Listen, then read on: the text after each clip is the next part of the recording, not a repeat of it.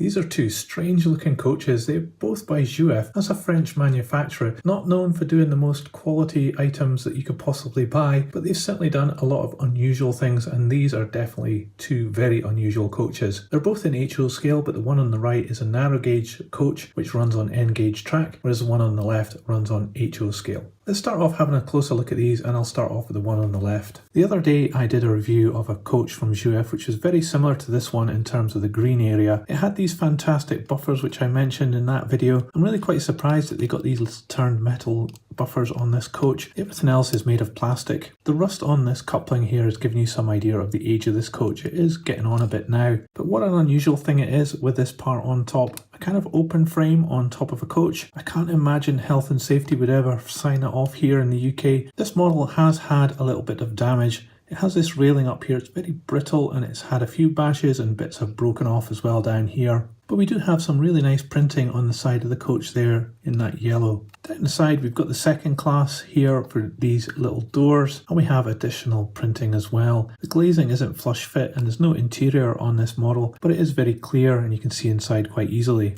Along the top there's this railing, and it has had a bash as well here, and it's a bit broken, and over here as well. It's just showing how delicate this model is, and this plastic is probably getting a little bit brittle now as well. This end we've just got the steps. The handrails have obviously broken off a long time ago. Up top we've got this brown piece on the roof. It's a separate part that's been moulded in, and it has this seating here, and we have this black roof as well, which is an additional piece of plastic. No moulding mark on that though. It also has a little bit of texture to it. No real detail underneath this coach, but we can see that it is held together with a metal screw here, as are the couplings. They're held on with these metal studs. There's a little bit of articulation there, and you can see it made in France as well. Wheels are all made of metal and they revolve really freely as well. So a very odd looking coach. I guess there must have been a prototype like this way back in the days in the French railways, but I can't ever imagine this happening on the UK's railways. Anyway, let's have a look at the other coach. So this does have bogies which fit onto N gauge track. This one has had them swapped over though. I think this one at this end, the larger of the two, isn't actually the original one, and it should be like this one back here with the small wheels. It has some rivet detail on it. This one has come from somewhere else, obviously an N gauge coupling on it here, which makes me think this is probably Graham Farish. And also it's flailing around here as well, so this model isn't really that good at the moment. It's got this interesting texture underneath the brown plastic here. You can see the Jouef made in France as well, and it has these running boards in this gloss. I think that might have actually been painted by the previous owner, but it has some really nice cross bracing moulded in there, and it's quite good. It does have some damage at the sides though, which is starting to show just how brittle this model is. Inside you've got these coloured benches in this nice light brown colour. These are additional parts added in, and the side of the coach has these strange looking curtains which have this painting on them. It looks quite convincing. So at this end it's all glossy with the number 7 printed up here, but there's even more damage on this side as well, so this poor coach has definitely been through the wars. The roof is a single piece. This one's been painted grey, but you can see underneath it has got that lighter colour, and some planking detail as well on the underside and the roof there, which is really actually quite good. And finally at this end we've got a brakeman's wheel as well, moulded into the main piece of plastic. So it's a bit of a shame that this coach has been through the wars and has had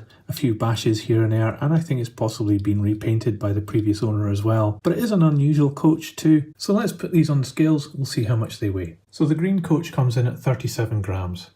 And the narrow gauge coach just 20 grams. So very unusual coaches from Jouef. In my previous review of a Jouef coach, I thought that was unusual until I saw this green one with the brown seating on top, and that's just blown it out the water. It's such an unusual design, and I can't believe this was ever really a real coach. It may well have been, but it's quite incredible. The narrow gauge coach, on the other hand, it could be prototypical, and I think it adds an extra little bit of interest. If you have a narrow gauge model railway, you could have some people in there very easily, and it would look really good getting pulled along behind a steam locomotive. I do like the fact that Jouef do go out on the limb and produce stuff like this, which is really off the wall. Their execution is a bit crude, but they're certainly very eye-catching and definitely very unusual. I don't know whether I can pull both of these two back from the edge because they've had so much of a bashing in their life. I might use them for spare parts for other models, or I might try and fix them up if I can find a suitable donor for the pieces that have broken off these. So let me know what you thought about my analysis of these coaches and what you think of these in the comments below. I'd love to know what you think too. And if you liked this video, please give it a thumbs up. It's really appreciated and it helps this channel grow. I'll put these on the turntable so you can see all the way around.